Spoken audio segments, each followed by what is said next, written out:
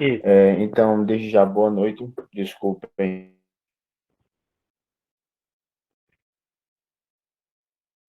posso passar, não. E Ele vem agora, começando, introduzindo sobre o mito do bom selvagem. Como o texto ele próprio já diz, é o mal selvagem, mas a ideia é decorrente do mito do bom selvagem. Por quê? Quando os exploradores chegam aqui no Brasil, eles observam um povo que não era a aberração que os mitos falavam.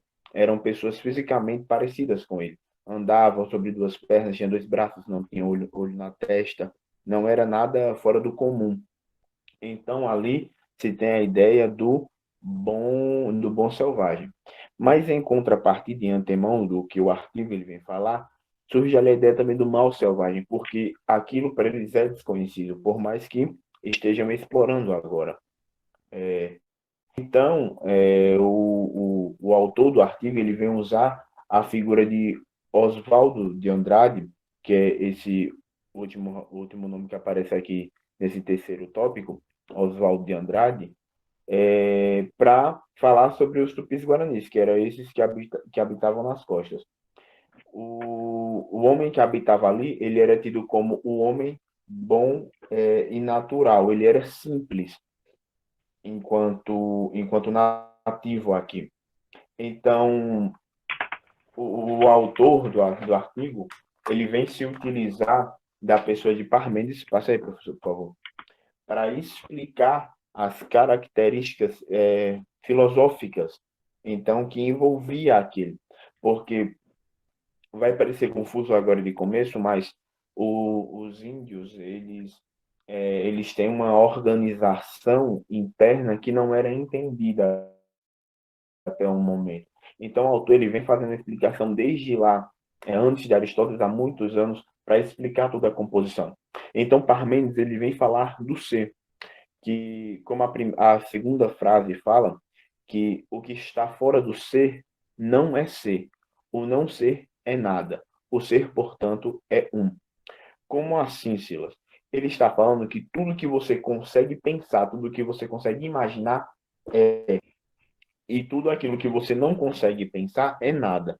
Mas se você for para analisar, nada você consegue não pensar. Tudo que você pensa é. É basicamente isso que ele está falando. Passa aí, professor, por favor. E logo após Parmênides, ele vem enunciar algumas características, como o ser sendo eterno, imóvel, infinito, e aí tá as outras compreensões. Então, aí temos algumas ideias formadas de Parmênides do ser sendo o ser sendo o imóvel, o infinito, o ser se estendendo por todo o pensamento. E então, Aristóteles, que vem após Parmênides, ele se usa dessas afirmações para fazer uma análise sobre a ordem. E depois da ordem, a gente vai chegar na realidade dos tupis-guaranis. Aristóteles ele vem falar que todas as coisas estão de fato ordenadas tendo em vista o uno, ou o um. Essa organização, ela, ele engloba como sendo o ser do um. E esse ser do um está na transcendência do bem. E o bem está ligado à ordem. Guarda essa sequência de coisas, porque vai ser importante para o entendimento. Levando em vista o que Parmênides disse sobre o ser e o que Aristóteles vem explicar sobre o ser, Aristóteles ele vem falar que não há como haver uma estrutura organizada sem a presença de um poder unificado e uma hierarquia. Só que a gente vai ver que os tupis-guaranis não se adequam bem a esse quadro, a esse entendimento falado por Aristóteles. Eles têm uma maneira de se organizar. Professor, passei mais uma vez. E eu então posso, a gente tem a ideia do um e do Estado. Como eu falei há um tempinho atrás, o ser do um está na transcendência do bem, e o bem está ligado à ordem. E então seria a ordem sendo o um. E o um, ele vai entrar em conflito com o Estado logo após, mas aqui ele vem falar que o um, ele tem a ver com o Estado. O Estado, ele seria, idealizadamente, o único capaz de implementar a ordem, o único capaz de organizar um conflito ou uma colocação de pessoas. Então, os guaranis, eles vêm colocar uma coisa aí diferente, porque enquanto o um, ele é o todo, ele é a imagem do infinito, ele é a imagem do eterno, do imutável, os guaranis entendem isso como a dualidade no dois. O um, no caso, ele estaria ali em um homem, mas também estaria no outro homem. Ele estaria no animal e estaria no Deus. Ele estaria numa coisa dupla, não numa coisa gigantesca e inimaginável.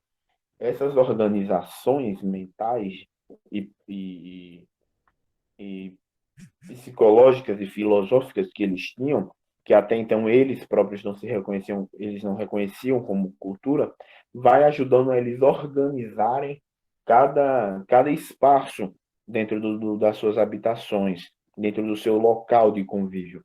E então começa aí a ideia do que acontece quando eles entram em conflito com isso, a sociedade deles e o Estado. Passa aí, professor.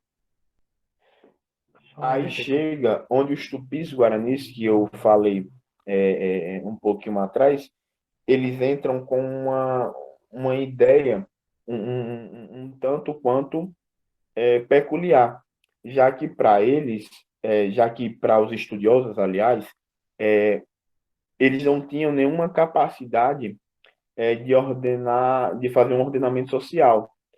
Em- Justamente porque os tupis guaranis eles eram pessoas extremamente guerrilheiras. Tudo para ele, todas as coisas para ele se resumiam à guerra.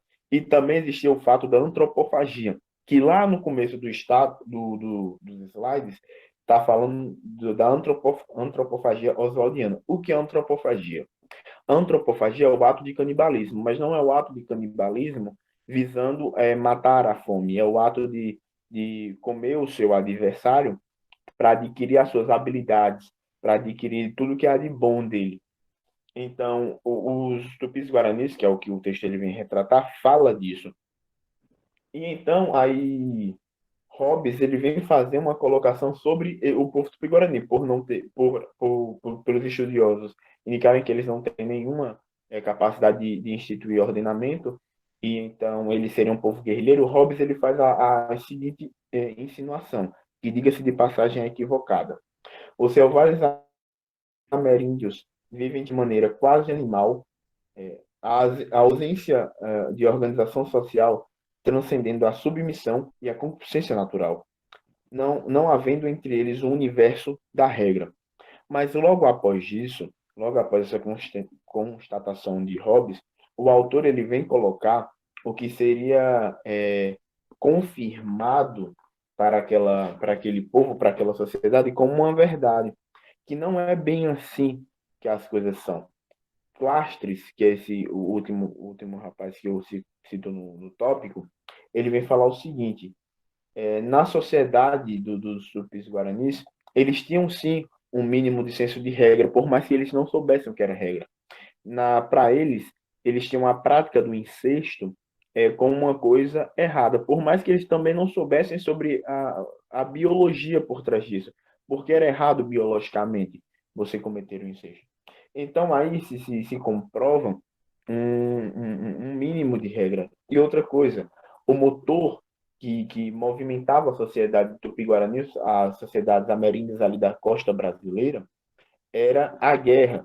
Eles se organizavam pela guerra, eles se organizavam com a guerra. Então, haveria sim um universo de regras que Clastres contrapõe Hobbes nessas afirmações. Passa aí, professor. Dito isso, o, o autor ele vai mais à frente e ele explica que essas regras são tidas como políticas internas. Eles não têm nenhum senso do que estão fazendo, mas eles fazem isso e hoje nós entendemos que isso é um conjunto de regras que eles seguiam. As políticas internas e externas deles se baseavam na guerra. As políticas internas, que esses dois primeiros tópicos, vem falar que eles não têm nenhuma figura centralizada de poder, como eu falei lá nos slides atrás, que Aristóteles vem falar que era necessário, mas eles não têm nenhuma figura de totalitariedade, uma figura que mandaria neles. Mas, ao contrário disso, eles têm a escarificação justamente para contrapor isso, que seria as pinturas no corpo, que justamente falaria que nenhum homem seria submisso e nenhum homem desejaria poder. E a política externa, que seria esses dois tópicos de baixo, diz que a guerra, enquanto externa, a guerra serviria para manter a autonomia de uma tribo, de uma sociedade ali ameríndia, sobre as outras. Ela determinaria onde você teria território, onde você poderia caçar, onde você poderia plantar.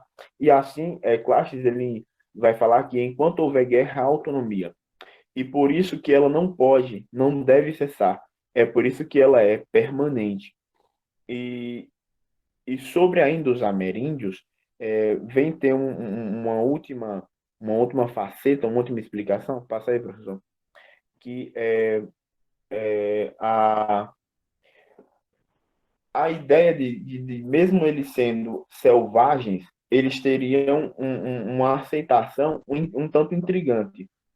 Porque os jesuítas ali, eles pregam o evangelho, eles pregam o catequismo para os índios, e curiosamente os índios são excelentes ouvintes, porque eles ficam quietos durante a ministração, eles entendem tudo o que está sendo passado, logicamente, depois de eles terem se adaptado à língua e tudo mais. E os jesuítas conseguem entregar a palavra da boa nova, como fala aí. Só que há uma quebra de entendimento, porque mesmo eles ouvindo, eles não aderem para eles a maneira com que é pregado o evangelho. Muito pelo contrário, essa última frase vem fechar isso com chave de ouro, que fala o seguinte: a gente dessa terra é a mais bruta, a mais ingrata, a mais inconstante, a mais avessa, a mais trabalhosa de ensinar. Outros gentios, outros pagãos são incrédulos até crer. Os brases, ainda depois de crer, continuam incrédulos. Isso vem falar justamente da ideia dos índios, eles estão ouvindo, mas para eles, pela natureza deles, pelo que eles acreditam como certo, como importante para a vida deles, não faz diferença eles quererem viver o que está sendo pregado ali naquele momento. E a partir daqui eu deixo a explicação para Guilherme e eu vou precisar sair da aula só para voltar, só para me ficar ouvindo o áudio. É isto. Tudo bem, Silas, muito bom. Guilherme, pedir Boa só para noite. ser um pouco mais ágil, Certo, tentar fazer no máximo de 5, 7 minutos, tá? Que já passou um certo, pouquinho do tempo. certo. Pode passar aí o slide, por gentileza. Primeiramente, temor e sujeição. Entre os principais motivos relacionados para a dificuldade da conversão dos índios era a falta do temor e sujeição. O que seria a falta de sujeição? Explicaria pelo caráter moral político, que remete ao fato de cada sujeito dentro de uma comunidade tupinambá. Aí tem essa frase de Fernandes: o homem e a mulher sabiam exatamente como agir nas diversas atividades relacionadas com a caça, com a pesca, com a horticultura, com a repartição dos víveres e com o conforto e a segurança doméstica, com a guerra, etc. Já a falta de sujeição daria pelo, desculpa, na falta de temor daria pelo seguinte: nos transmite a um outro dado acerca das comunidades tupinambás. Um relato do Frei Jean de Lery, em meados do século XVI, dá importante testemunho contra a este tema. e o do papel que o medo seria chamado a ocupar nas atividades de catequização. Eles nos dizem o seguinte: quando rimbombava o trovão e nos varíamos da oportunidade para afirmar-lhes que era Deus quem assim fazia tremer o céu e a terra, a fim de mostrar sua grandeza e seu poder. Logo respondiam que se precisavam intimidar-nos, nos valia nada. Tal relato dá bem o tom da ineficiência de uma pedagogia catequítica que prendia se ancorar no medo como ferramenta de conversão dos nativos ameríndios. Passa por gentileza. Transcendências e imanência.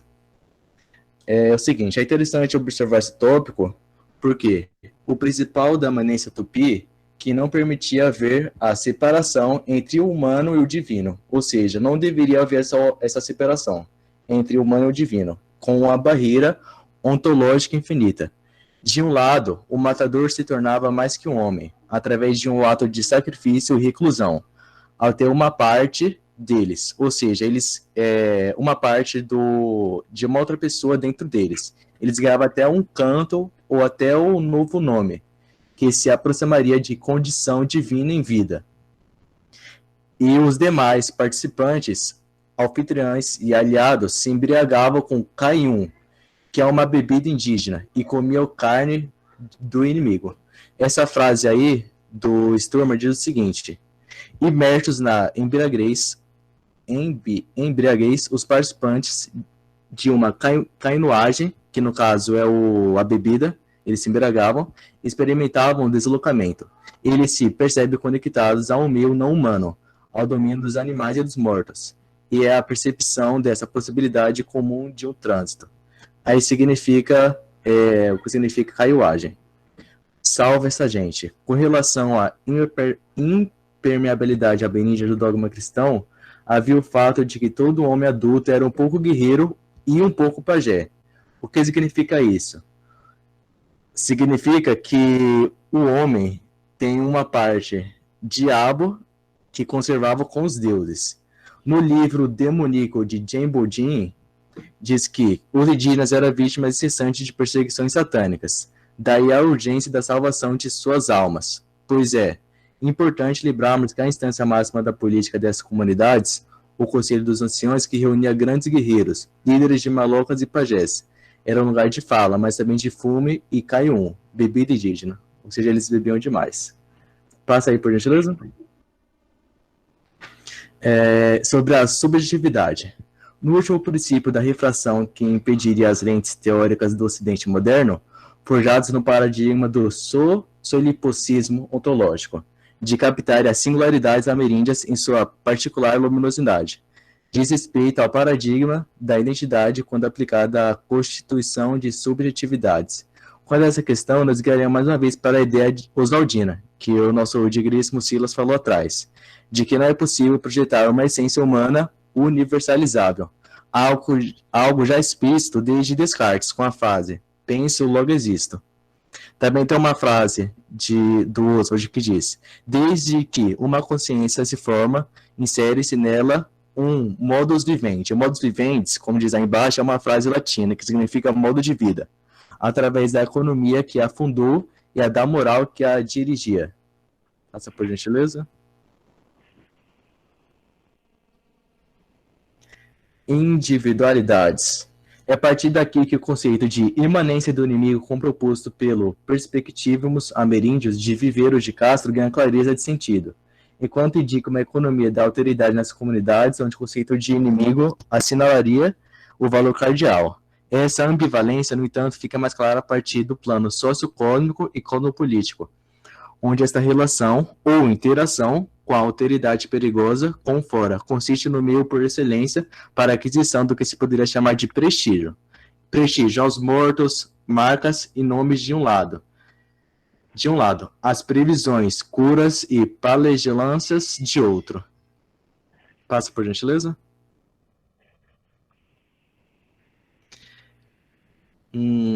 Imanência e ambivalência.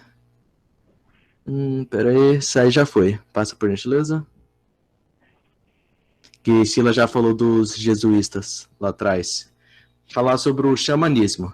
Xamanismo é um conjunto de crenças ancestrais que engloba práticas de magia e invocações para estabelecer contato com o mundo espiritual. Também é uma percepção religiosa que confere o xamã a capacidade de entrar em transe e se conectar com o mundo espiritual. Tem uma frase de Sturma que diz o seguinte: se o grande guerreiro era um homem inimigo, aquele que teve que integrar uma porção inimigo, o grande xamã era um homem estrangeiro, um homem-deus, contaminado pelo trânsito distendido por entre diversos mundos. Passa por gentileza.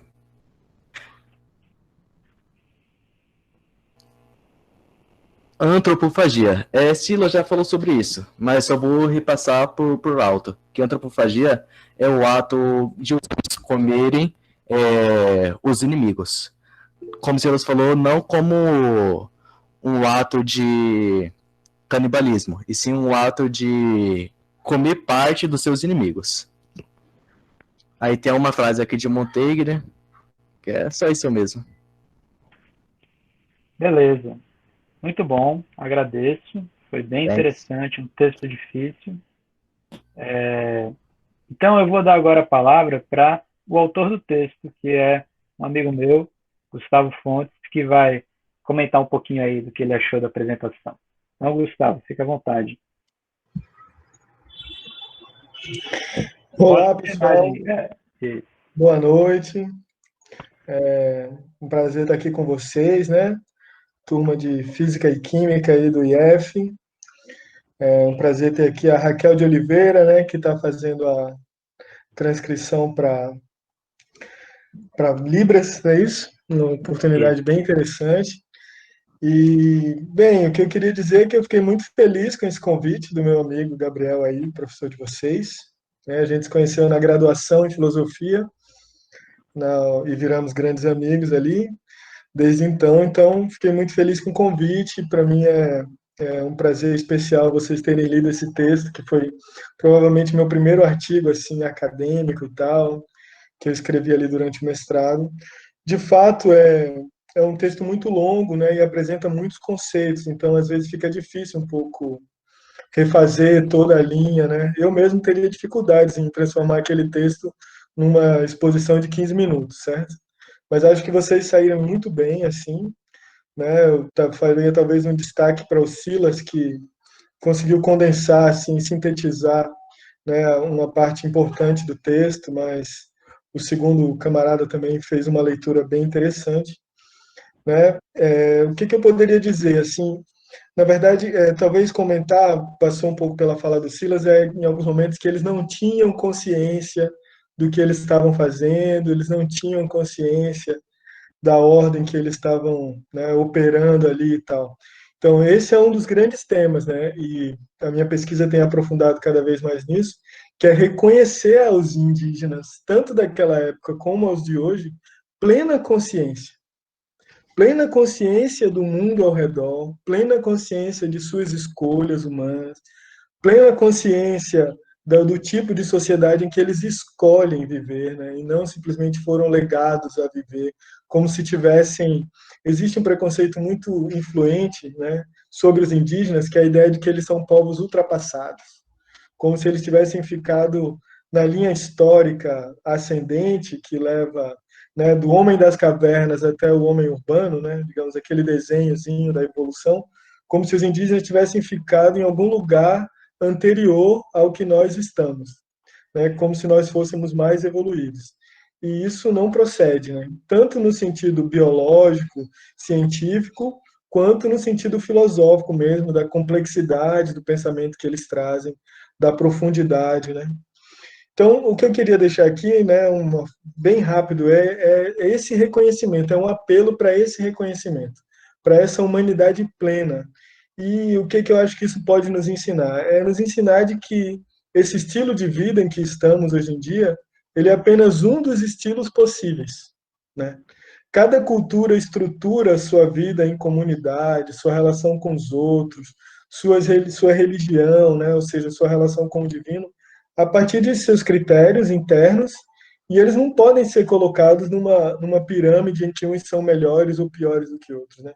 Essa é uma grande, digamos assim, uma grande peleja que a gente tem porque a própria filosofia tem uma carga muito ocidental, muito europeia. Ela foi construída ali a partir dos gregos, então ela tem uma tendência a só reconhecer o pensamento ocidental europeu como o realmente válido, profundo, interessante. E eu, junto com alguns outros pesquisadores assim, né, de várias áreas, por exemplo, que estudam filosofia africana ou chinesa, indiana, é reconhecer a profundidade dessas outras culturas, mostrar o quanto elas são interessantes e válidas, né? Então, mais ou menos foi esse o meu apelo um pouco nesse texto, assim. Fico muito feliz que vocês, né, se dispuseram a lê-lo e tal, que o Gabriel colocou aí essa batata quente na mão de vocês, certo? E seguimos aí para o debate, assim, em que eu puder ser útil em qualquer outro momento, contem comigo aí, quem quiser conversar um pouco mais, certo? Então, seguimos aí para não tomar muito tempo da aula de vocês. Mais uma vez, muito grato e um grande abraço. Então, só para dizer, Gustavo, que esses alunos passaram já várias aulas pela história da filosofia, a gente parou na modernidade e agora a gente está começando a ver a contemporaneidade a partir da filosofia no Brasil, a filosofia latino-americana, a filosofia afrodescendente, né? E bem interessante também ressaltar que o Gustavo escreveu simplesmente esse o primeiro artigo dele publicado, que é um artigo muito complexo e interessante. E ele hoje é doutorando na UFPR, já tem livros publicados também, e sobre, por exemplo, filosofia oriental, que seria um tema interessante para a gente tratar também. Acho que não vai dar pelo tempo do curso, que é muito restrito, né? Mas é muito legal, assim, a gente poder fazer essa experiência. Eu vou tentar fazer isso em outra aula também, trazer um outro amigo meu num dos textos que eu sugiro para vocês, né? Se alguém quiser falar alguma coisa, comentar, pode falar, e a gente passa para o próximo seminário. Ah, tem aqui também, Gustavo, isso aqui que é o Jamboard, né? A gente coloca durante a aula para os alunos poderem rabiscar aí, né? Então eles falaram aí o mal selvagem, falou aqui a figura do mal selvagem, do bom civilizado, mostrando aqui a diferença entre gregos e bárbaros, civilizados e naturais e selvagens, civilizados e primitivos, desenvolvidos e subdesenvolvidos. Tem aqui essa foto aqui, dessa brincadeira aqui do mal selvagem, deve ser um filme, eu acho, não sei. Aí tem aqui coisa aqui do Xamã, uma frase aqui do Hermann Hesse: não existe nada tão mal, selvagem e cruel na natureza quanto os homens normais. Uma tirinha aqui, ficou um pouquinho pequeno, deixa eu ver se aumenta aqui para conseguir entender aqui. Conheço uma outra religião muito injustiçada. Seus seguidores cultuam um defunto mutilado e, se comportando bem, poderá praticar um canibalismo simbólico. Nossa, qual o nome dessa religião? Cristianismo. Ixi, muito bom. Gostei dessa, viu? Bem sacado. E aqui, o Eduardo, aqui, o próximo vereador de Petrolina ou de Juazeiro. A campanha nunca pode parar, né? Então, você vê que os mal selvagens também continuam na nossa sociedade contemporânea, né? Beleza, então. Olha aí, pessoal.